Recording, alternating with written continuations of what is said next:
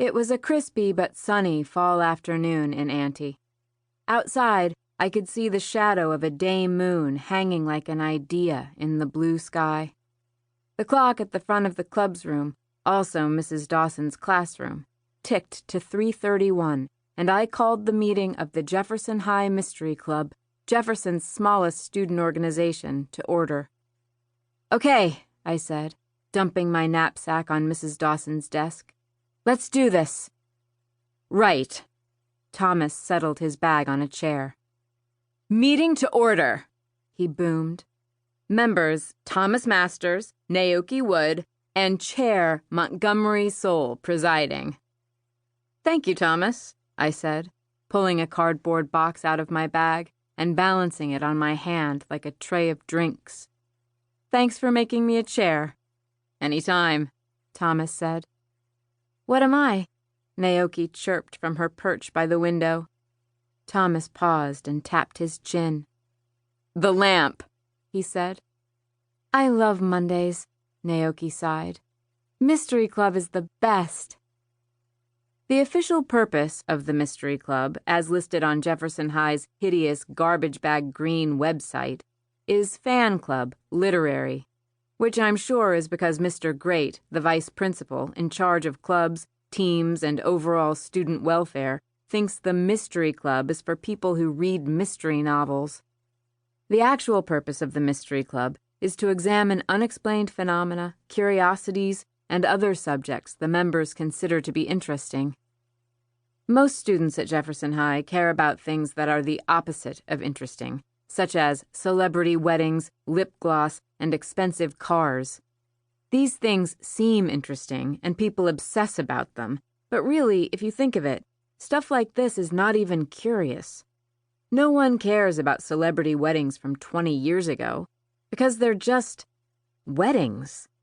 A boring person in lip gloss or a great car is still boring.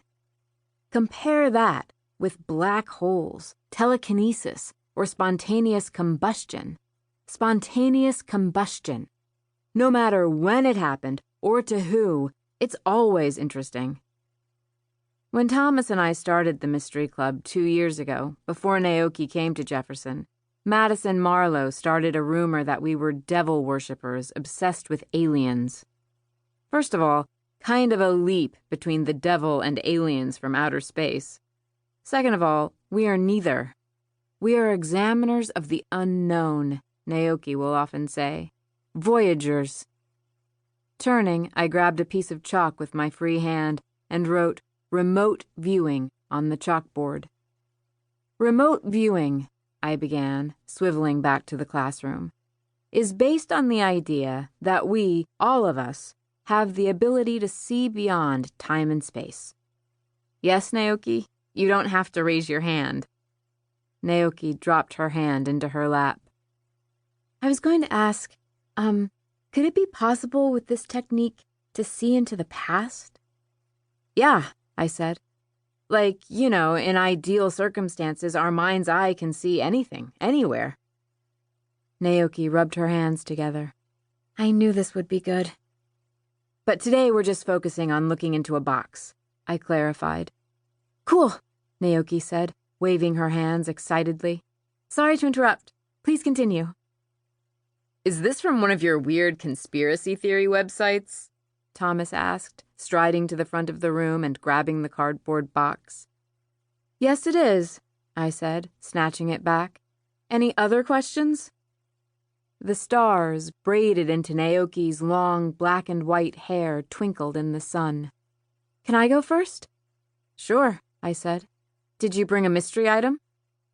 Naoki bobbed her head and twirled toward the front of the room, a lumpy grocery bag in hand.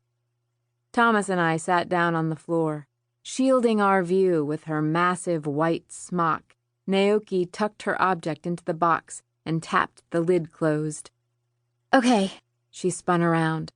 How long does it take to remote view? Give us 90 seconds, I said. I adjusted my overalls, tossed my hair up into a ponytail, and tucked my boots under my knees.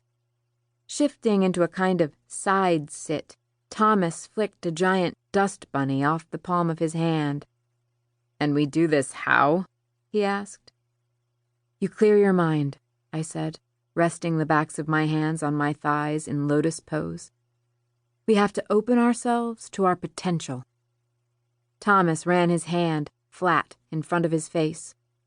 "Done." And Naoki turned and checked the clock. "Go!"